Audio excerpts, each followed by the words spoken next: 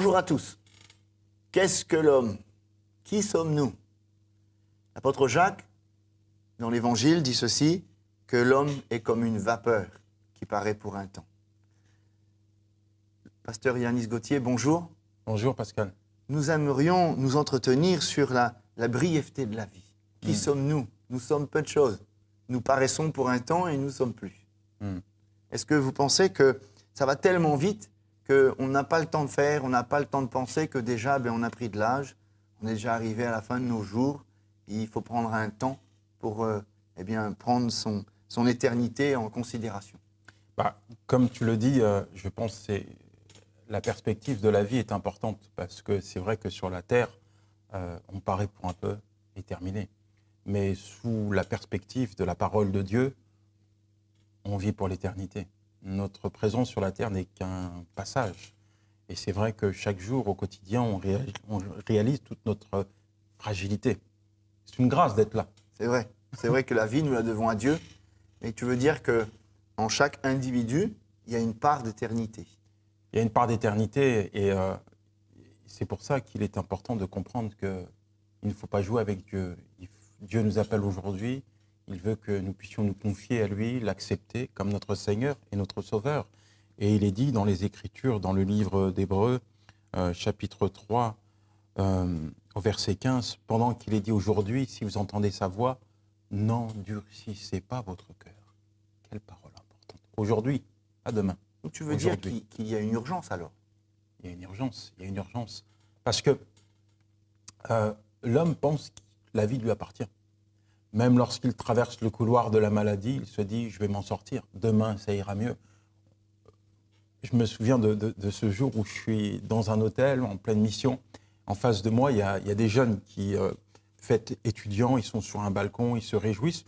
Je ne suis pas avec eux, mais je me dis qu'ils doivent peut-être célébrer le résultat, l'obtention d'un examen. Et certains pensent peut-être à cet avenir professionnel dans laquelle ils vont entrer.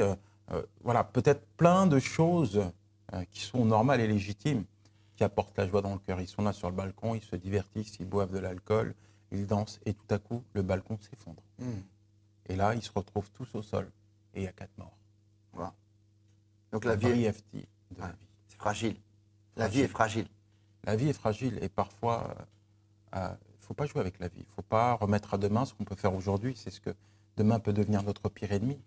En fin de compte, ce que nous sommes en train de voir, c'est que demain ne nous appartient pas. Nous ne sommes pas maîtres du souffle de vie que Dieu a mis en nous. Et nous pouvons quitter cette terre en un instant. D'où l'importance de se préparer à l'éternité. Mais comment se préparer à l'éternité, Yanis? Bien, comme je viens de le dire, Pascal, c'est peut-être la démarche que toi, tu as faite. Accepter Jésus-Christ. Donc en acceptant Jésus, nous pouvons avoir l'assurance d'être avec lui dans le ciel. C'est ça le salut. Bien sûr, parce que c'est une promesse. Dieu nous respecte. Depuis la création, il nous a donné le libre choix, le libre arbitre. Dieu ne force personne à l'aimer. Mais si tu ne l'as pas aimé sur la terre, pourquoi tout à coup tu veux l'aimer et rester avec lui pour l'éternité? Il y a deux choix. L'un nous rapproche de Dieu et c'est la volonté de Dieu. Le désir de Dieu, ce n'est pas que le pécheur se meure, c'est qu'il change de conduite et qu'il vive. Le livre d'Ézéchiel nous parle de ça. Mais le salaire du péché, c'est la mort. Et je dis souvent, même si l'enfer n'est pas ouvert, il n'en demeure pas moins que l'enfer ne purifiera pas le pécheur. Et lorsque la mort arrive, on ne t'envoie pas un fax ou un SMS pour te prévenir « Hey, tu vas mourir, donne ta vie à Jésus ». La mort, elle vient, elle te prend, elle te trouve en l'état. D'accord. Et ce sont tes choix qui conditionnent ta destinée finale, donc avec ou sans Dieu. Chaque individu, quelque part, par rapport à son choix, va déterminer son éternité. Exactement.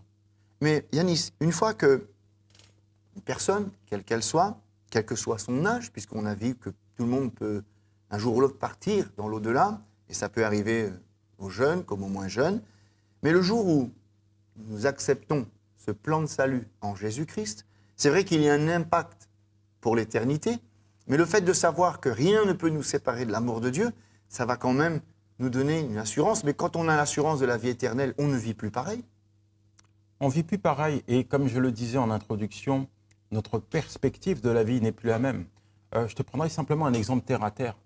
Mon épouse a fait une hémorragie cérébrale.